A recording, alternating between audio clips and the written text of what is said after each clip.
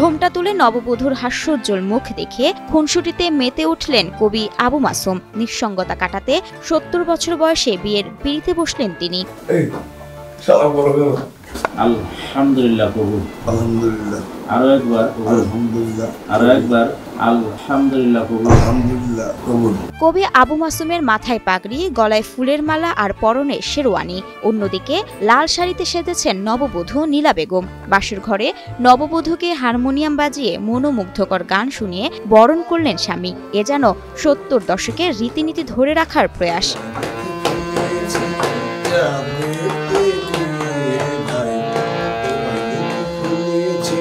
প্রায় ৩ বছর পূর্বে তার প্রথম স্ত্রী পাড়ি জমায় না ফেরার দেশে।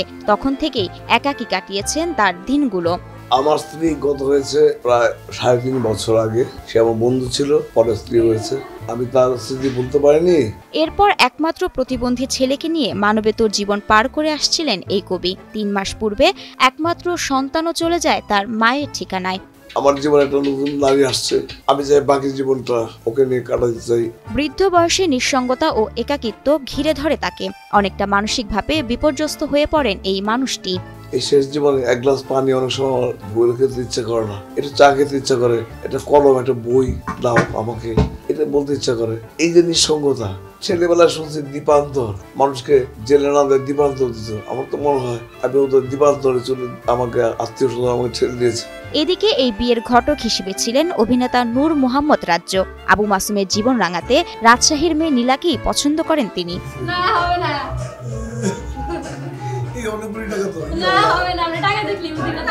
নূর মোহাম্মদ রাজ্য, তার মাধ্যমে আমি এখানে আসছি। সে আমাকে প্রস্তাব দিচ্ছে, তুমি যদি উনারে বিয়ে করো তাহলে তোমারও একটা দেখার মতো মানুষ হবে, আর ওনাকে দেখে রাখো। পরে আমি বিয়েতে প্রস্তাবে রাজি হইলাম। শেষমেশ আবু মাসুমের জীবনে স্বস্তি ফিরিয়ে আনতে কাজ শুরু করেন রাজ্য। আমি একটা অসুস্থ মানুষ, একটা বাসার মধ্যে একা থাকি, আমার কষ্টটাও বুঝতে পেরেছিল। সেই জন্য রাজ্য অনেক চেষ্টা করেছে, অনেক লোককে বলেছে। তারপরে রাজ্য এই মেয়েটাকে এটা অলৌকিক মনে হচ্ছে আমার কাছে। অনুধাবন করলাম যে এই লোকটাকে আসলে দেখবে কে।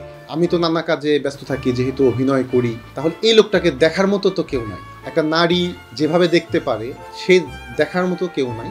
সঠিক প্যাড আর সঠিক তথ্য দিয়ে কেশু সামলে নিব এক হয়ে। Monalisa sanitary napkin. এরপর নিঃসঙ্গতার সঙ্গী হিসেবে খোঁজ পান রাজশাহীর লক্ষ্মীপুর ভাটাপাড়া এলাকার নীলা বেগমের। পরবর্তীতে টাঙ্গাইলে ঘরোয়াভাবেই আনন্দের সঙ্গে আবু মাসুম ও নীলা বিবাহের পিঁড়িতে বসেন। তাদের এমন বিয়ের আয়োজনে খুশি সকলে। আমার খুব ভালো লাগতেছে। যত আপনজনে ভাই, শেষ বয়সে স্ত্রী যা করতে পারে আপনজনের তা পারে না, তার সম্ভাবনা। এই জন্য বৃদ্ধ বয়সে সঙ্গীর দরকার, বিবাহের একান্ত প্রয়োজন। সুখী হোক, সুন্দর হোক, আনন্দময় হোক, সুখে শান্তিতে ভালোভাবে থাকো।